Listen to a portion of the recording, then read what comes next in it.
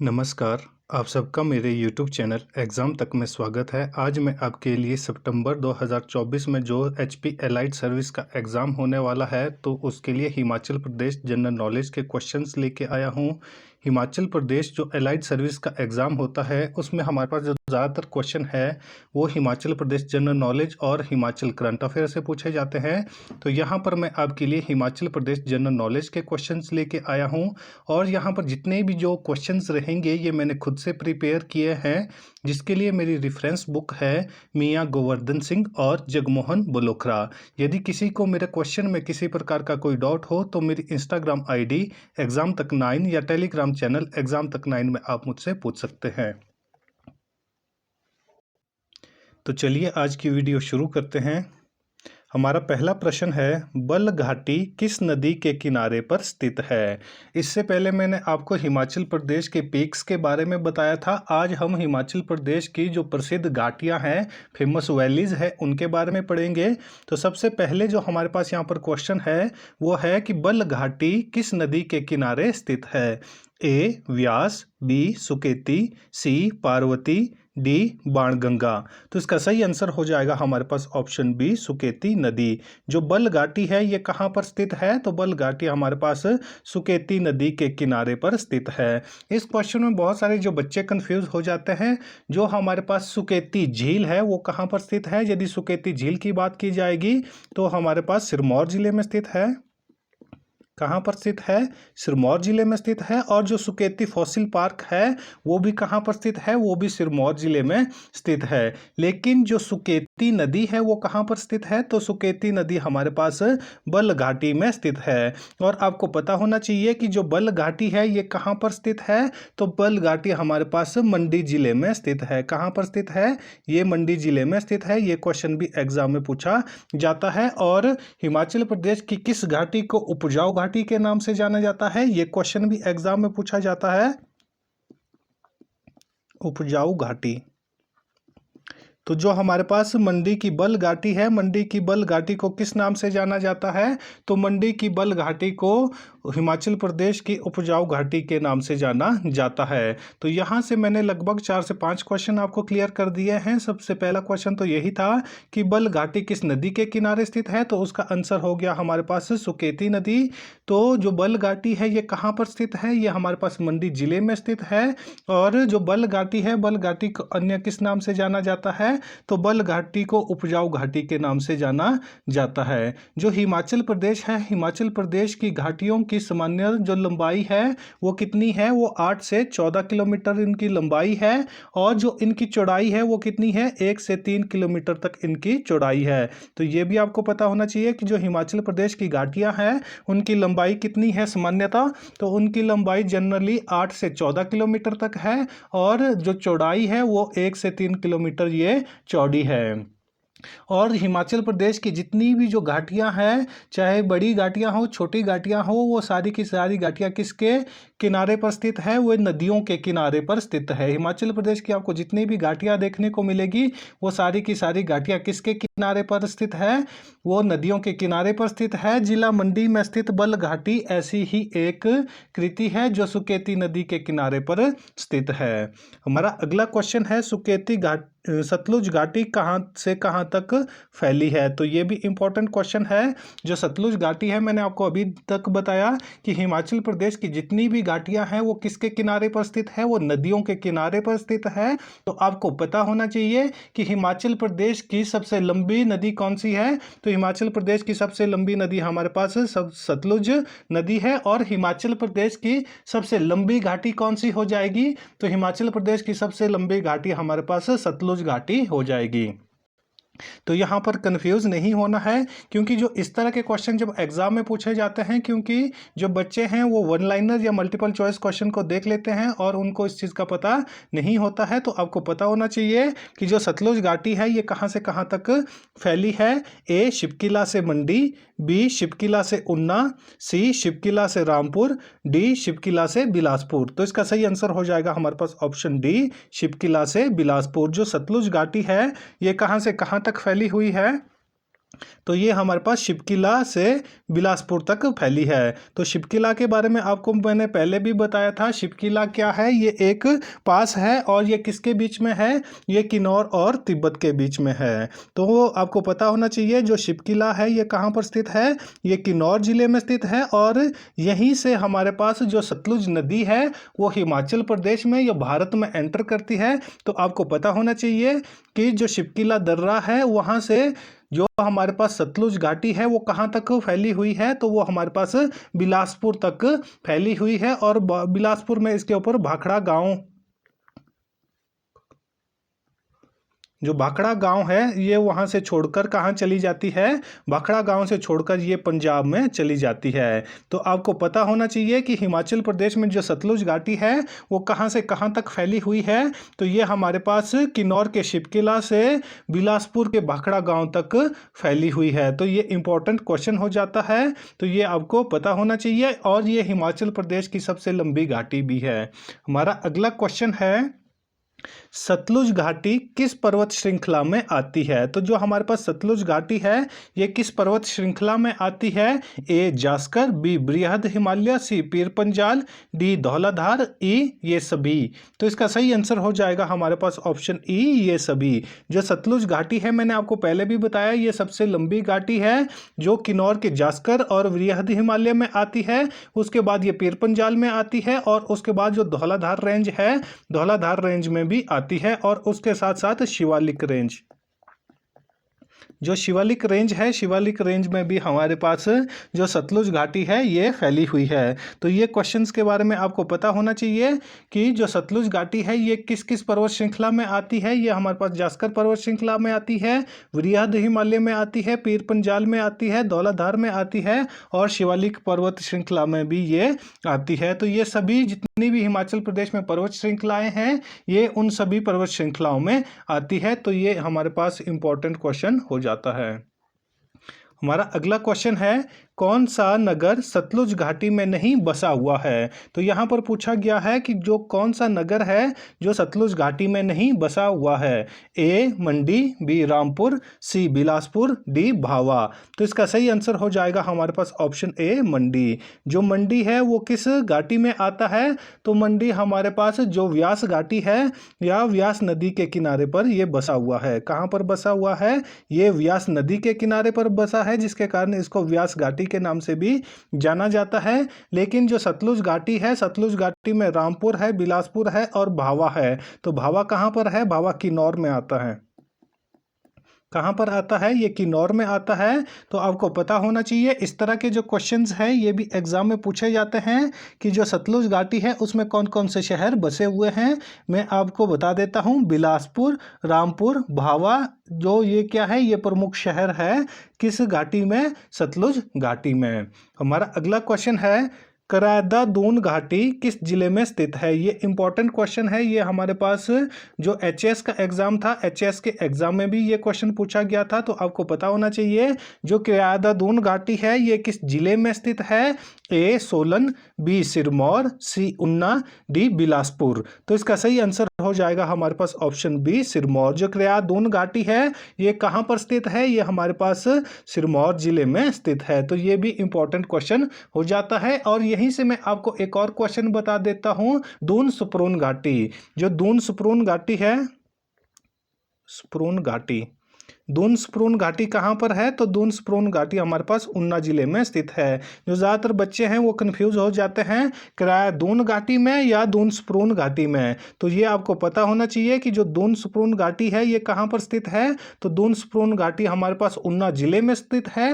यदि करादून घाटी की बात की जाएगी तो करादून घाटी हमारे पास सिरमौर जिले में स्थित है। और करादून घाटी प्रदेश के जो हिमाचल प्रदेश है, हिमाचल प्रदेश के दक्षिणी पूर्वी भाग में स्थित है। तो ये मैंने आपको पहले भी बताया था, जो हमारी पहली क्लास हुई थी हिमाचल प्रदेश की जियोग्राफिकल लोकेशंस के बारे में। तो उस टाइम पे मैंने आपको बताया था कि सिरमौर कहाँ पर आता है। तो ये आपको पता होना चाहिए। पूर्व में कौन सा जो हमारे पास जिला आता है, तो हिमाचल प्रदेश के पूर्व में हमारे पास किन्नौर जिला आता है, जबकि दक्षिण पूर्व में हमारे पास सिरमौर जिला आता है। तो ये आपको पता होना चाहिए। ये सारे क्वेश्चन मैंने आपको पहले बताए हुए हैं। और जो क्रियादून घाटी है ये कहाँ पर स्थित है?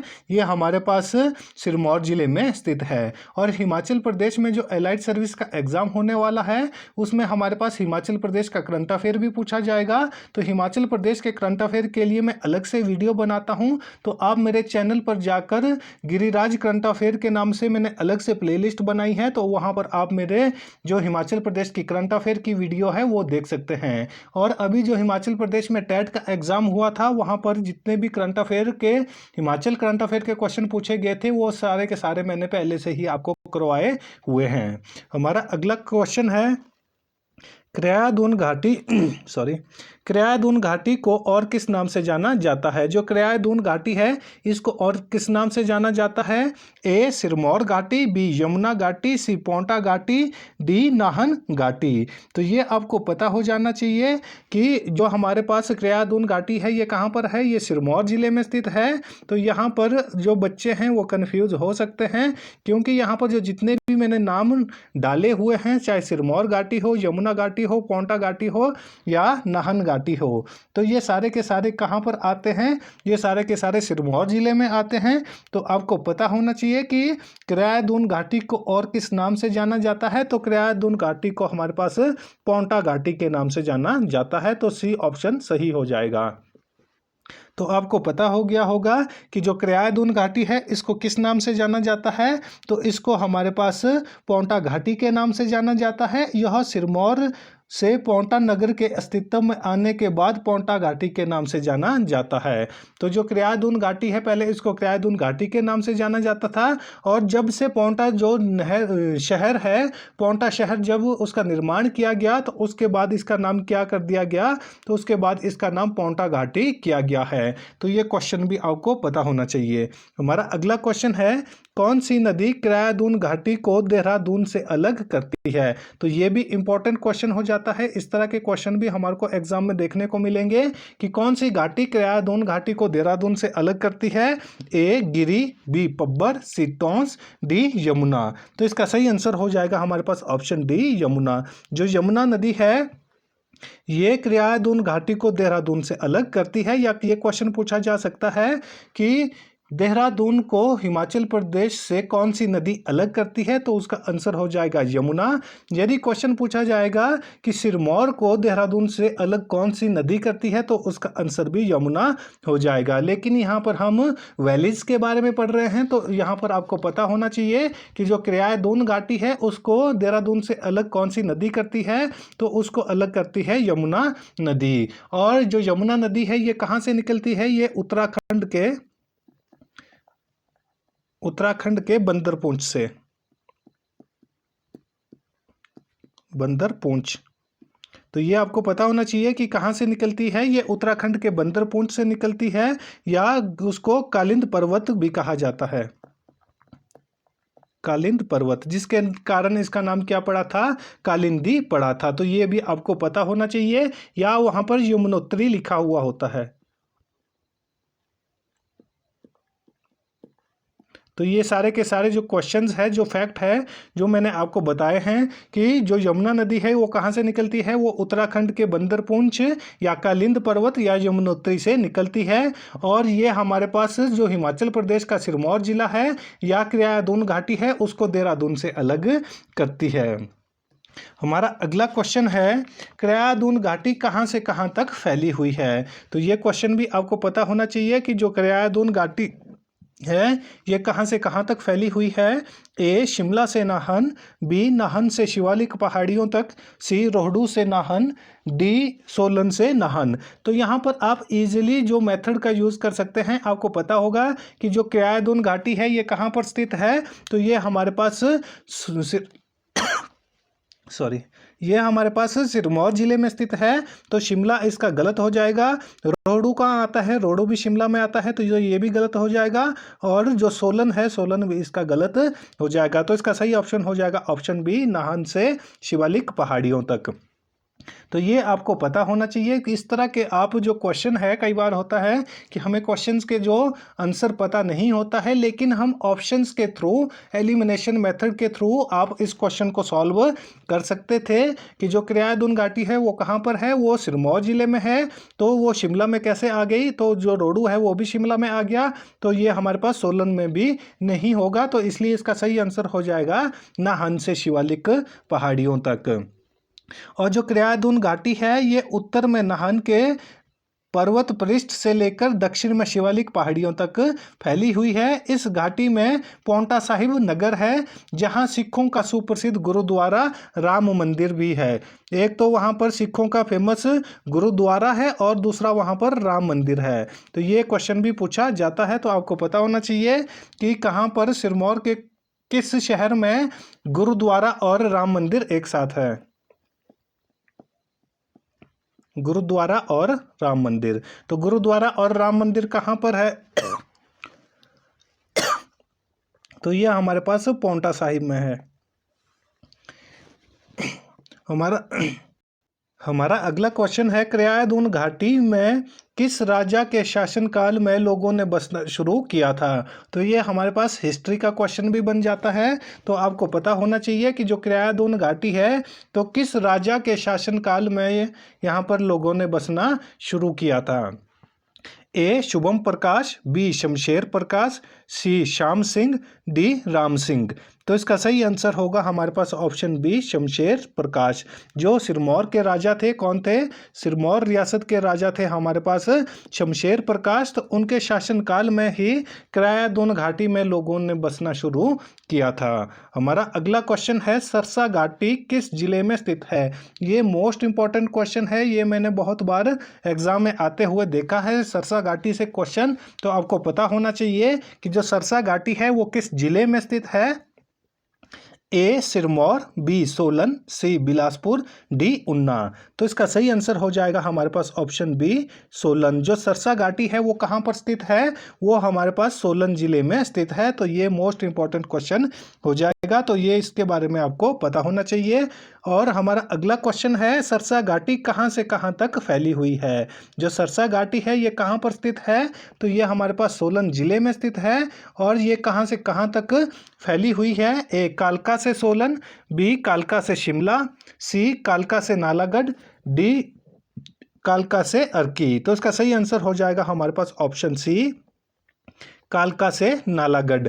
जो सरसा घाटी है ये कहाँ से कहाँ तक फैली हुई है, तो सरसा घाटी हमारे पास कालका से नालागढ़ तक फैली हुई है। और जो नालागढ़ आता है ये किस जिले में आता है, तो नालागढ़ हमारे पास सोलन जिले में आता है। और जो कालका है ये भी कहाँ पर आता है, ये भी सोलन जिले में आता है। तो ये आपको पता होना चाहिए कि जो सरसा घाटी है ये कहाँ से कहाँ तक फैली हुई है, तो ये हमारे पास कालका से नालागढ़ तक फैली हुई है। हमारा अगला क्वेश्चन है, औद्योगिक घाटी के नाम से किसे जाना जाता है। ये भी इम्पोर्टेंट क्वेश्चन है कि हिमाचल प्रदेश की किस घाटी को औद्योगिक घाटी के नाम से जाना जाता है। ए सतलुज घाटी, बी क्रियादुन घाटी, सी चौंतरा घाटी, डी सरसा घाटी। तो इसका सही आंसर हो जाएगा हमारे पास ऑप्शन डी सरसा घाटी। जो हिमाचल प्रदेश है, हिमाचल प्रदेश की जो सरसा घाटी है, तो सरसा घाटी को किस नाम से जाना जाता है, तो हिमाचल प्रदेश की सरसा घाटी को औद्योगिक घाटी के नाम से जाना जाता है। और हिमाचल प्रदेश में सबसे ज्यादा उद्योग किस जिले में है, ये क्वेश्चन भी पूछा जाता है। तो ये हमारे पास सोलन उसका आंसर हो जाएगा। जब आपको पता है कि जो सरसा घाटी है उसको औद्योगिक घाटी के नाम से जाना जाता है, तो ऑटोमेटिकली आप इसका आंसर वहां पर कर देंगे कि हिमाचल प्रदेश के किस जिले को औद्योगिक जिले के रूप में जाना जाता है, तो उसका आंसर हो जाएगा हमारे पास सोलन। और सरसा घाटी में कई औद्योगिक केंद्र है, जिसके कारण इसको क्या कहा जाता है, औद्योगिक घाटी कहा जाता है। जिसमें हमारे पास परवाणु और दूसरा बद्दी, तीसरा बरोटीवाला,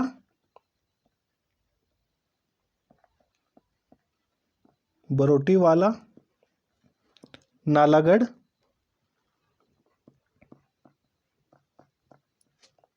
ये सारे के सारे किस घाटी में आते हैं? तो ये सारे के सारे जो शहर है, जो औद्योगिक केंद्र है, ये हमारे पास सरसा घाटी में आते हैं। और ये किस जिले में स्थित है? तो ये सारे के सारे हमारे पास सोलन जिले में स्थित है। तो ये इसके बारे में आपको पता होना चाहिए। परमाणु, बद्दी, बरोटीवाला और जो नालागढ़ है, ये किस जिले में आते हैं? तो ये हमारे पास सोलन जिले में आते हैं। और ये किस घाटी में आते हैं? तो ये सरसा घाटी में आते हैं।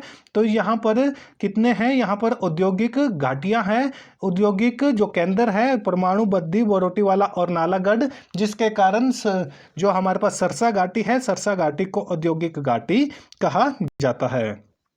हमारा अगला क्वेश्चन है, बल्द नदी किस घाटी में बहती है? तो इस तरह के क्वेश्चन भी आपको देखने को मिलेंगे। आपने यदि वन लाइनर वाले जो किताबें हैं, यदि उनसे पढ़ा हुआ होगा तो बल्द घाटी के बारे में आपको बल्द नदी के बारे में आपको पता नहीं होगा कि बल्द नदी कहाँ पर बहती है, किस जिले में बहती है, या ये किसकी ट्रिब्यूटरी है। तो आपको पता होना चाहिए कि जो बल्द नदी है ये किस घाटी में बहती है। ए सतलुज, बी सरसा, सी दून, डी पब्बर। तो इसका सही आंसर हो जाएगा हमारे पास ऑप्शन बी, सरसा घाटी। जो बल्द नदी है ये कहाँ पर बहती है? तो बल्द नदी हमारे पास सरसा घाटी में बहती है। यदि क्वेश्चन पूछा जाएगा कि जो बल्द नदी है ये किस जिले में बहती है, तो उसका आंसर हमारे पास सोलन हो जाएगा।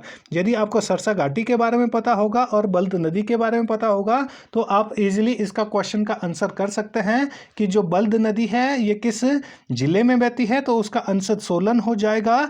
और जो बल्द नदी है ये किस घाटी में बहती है, तो उसका आंसर हमारे पास सरसा घाटी आ जाएगा। कालका के ऊपर शिवालिक पहाड़ियों से निकलने वाली बल्द नदी ही आगे जाकर सरसा नदी बनती है। तो सरसा जो नदी है इसके बारे में भी मैं आपको बता देता हूँ। जो सरसा नदी है, सरसा नदी का पहले नाम क्या होता है? तो सरसा नदी का नाम कालका से पहले क्या होता है? तो उससे पहले उसका नाम बल्द होता है, लेकिन उसके बाद उसका नाम क्या हो जाता है? सरसा नदी हो जाता है। तो यहाँ पर आपने कन्फ्यूज नहीं होना है। यदि हमारे पास सरसा नदी के बारे में पूछा जाएगा या बल्द नदी के बारे में पूछा जाएगा, ये दोनों नदियाँ एक ही है। और ये किस जिले में स्थित है? तो ये हमारे पास सोलन जिले में स्थित है। और बल्द नदी भी नया नगर के समीप दो खड़ों अंबोटा खड़ और बगायू खड़ के आपस में मिलकर अस्तित्व में आती है। तो ये आपको पता होना चाहिए। तो ये सारी की सारी नदियाँ कहाँ पर स्थित है? तो ये हमारे पास जो सोलन जिला है, सोलन जिले में स्थित है और सरसा घाटी में स्थित है। हमारा अगला क्वेश्चन है, सरसा नदी किस जिले में बहती है? तो ये मैंने अभी तक आपको बता दिया है कि जो सरसा नदी है उसका नाम क्या है? उसका नाम बल्द नदी है। कौन सी नदी है? बल्द नदी। तो ये आपको पता होना चाहिए। और मैंने आपको इसके बारे में बता दिया है कि ये किस जिले में बहती है। तो इसका सही आंसर हो जाएगा ऑप्शन बी, सोलन जिला। जो सरसा घाटी है, जो सरसा नदी है, वो कहाँ पर बहती है या किस जिले में बहती है? तो ये हमारे पास सोलन जिले में बहती है। और कालका के ऊपरी जो पहाड़ी शिवालिक पहाड़ियाँ हैं, वहाँ से निकलने के बाद ये आगे जाकर जो पहले बल्द नदी होती है, बल्द नदी, उसके बाद उसका नाम क्या हो जाता है? उसका नाम सरसा नदी हो जाता है। हमारा अगला क्वेश्चन है, कौन सा शहर सरसा घाटी में स्थित नहीं है? तो ये आपको पता होना चाहिए कि सरसा घाटी में कौन सा शहर स्थित नहीं है। ए रोडू, बी डगशाई, सी कसौली, डी रामशहर। तो इसका सही आंसर हो जाएगा हमारे पास ऑप्शन ए, रोडू। तो आपको मैंने पहले ही बता दिया है कि रोडू कहाँ पर स्थित है। तो रोडू हमारे पास शिमला जिले में स्थित है। कहाँ पर स्थित है? तो ये हमारे पास शिमला जिले में स्थित है। जिसको जियोग्राफिकल लोकेशंस के बारे में पता होगा तो वो इस तरह के क्वेश्चन को इजीली सॉल्व कर सकता है कि जो रोडू है ये कहाँ पर है, ये शिमला में है। तो आप इजीली यहाँ पर सॉल्व कर सकते हैं इस क्वेश्चन को कि जो सरसा घाटी है वो किस जिले में स्थित, जो सरसा घाटी में कौन सा शहर स्थित नहीं है। तो जो रोडू शहर है वो कहाँ पर है? वो शिमला जिले में स्थित है। और डगशाई, कसौली और रामशहर, ये तीनों के तीनों कहाँ पर स्थित है? तो ये हमारे पास जो सरसा घाटी है, सरसा घाटी में स्थित है और ये सोलन जिले का भाग है। तो इसके बारे में भी आपको पता होना चाहिए। और जो हमारे पास सरसा घाटी है उसके जो प्रमुख शहर है वो मैं आपको बता देता हूँ, डगशाई, कसौली, सनवार, नेहरी, बेज्जा, हरिपुर तथा रामशहर। तो ये जो क्वेश्चंस है, जो नाम मैंने आपको बताए थे, तो इनके नाम के बारे में भी आपको पता होना चाहिए। इनमें से किसी भी शहर के बारे में पूछा जा सकता है, तो आपको पता होना चाहिए कि ये सारे के सारे जो शहर है ये कहाँ पर स्थित है। ये हमारे पास जो सरसा घाटी है, सरसा घाटी में स्थित है। डगशाई, कसौली, रामशहर, हरिपुर, बेज्जा और सनवार। और जो हमारी आज की जो वैलीज़ की वीडियो है वो यहीं पर ख़त्म होती है। यदि आपको मेरी वीडियो अच्छी लगी हो तो वीडियो को लाइक करें, कमेंट करें और ज़्यादा से ज़्यादा अपने दोस्तों के साथ वीडियो को शेयर करें और हमारे यूट्यूब चैनल एग्ज़ाम तक को सब्सक्राइब करना ना भूलें। धन्यवाद।